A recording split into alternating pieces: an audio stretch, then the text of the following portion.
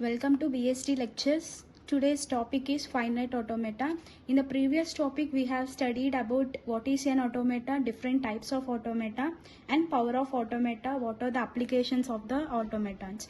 Now let us study about finite automata. This block diagram of the finite automata looks like this, and this automata is finite. Whenever we use the input to the finite automata, after few computations it produces the output. In finite automata we are having two types, with output and without output. With output we are having two, one is NFA and another one is DFA. Without output we are having two, melee and more. Now let us see the finite automata with output, NFA and DFA. Let us see what is a DFA. DFA is deterministic finite automata.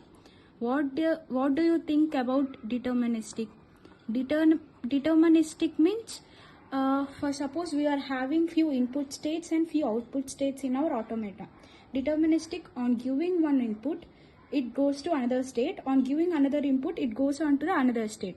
That is, let us explain with an example. For suppose A is an initial state and B is an output state, that is final state, and C is another state which is not initial and not final, it is just a temporary state. Now A gives B on input 0 and A gives C on input 0. Here on 0 it is going to B, on 0 it is going to C. Here we are seeing non-deterministic nature.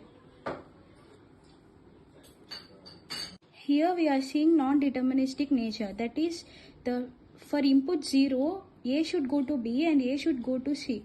What does the machine compute? So this is not the deterministic nature. We represent deterministic nature with 5 tuples, that is equal to Q, sigma, delta, Q naught and F.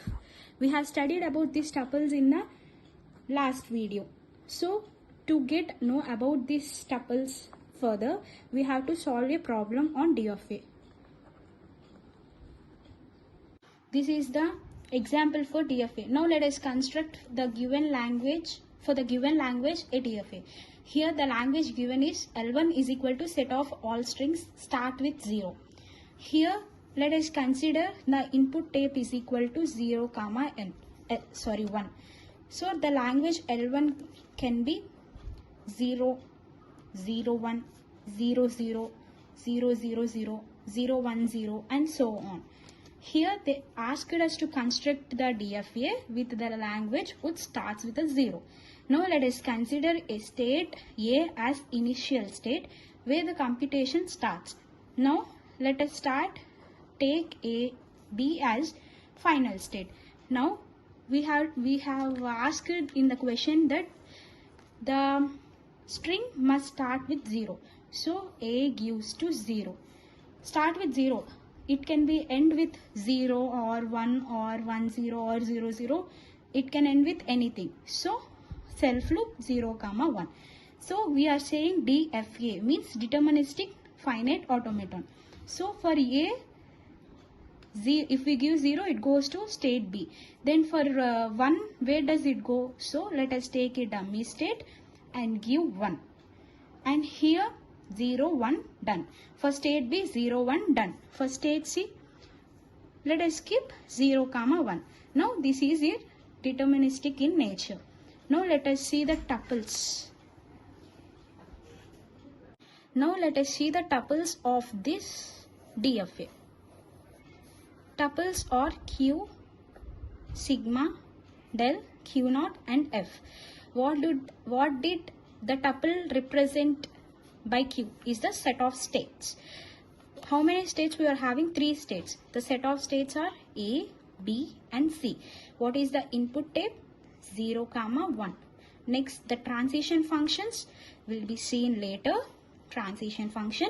Next, Q naught is the initial state and the final state is B. This is the tuple rotation. What is the transition function? Here we will see the transition function of A, B and C states of this DFA. Transition function of A, 0 means A on input 0 goes to B. A on input 1 goes to C.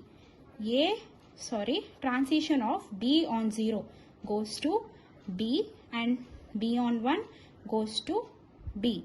Next transition on C on 0 goes to C.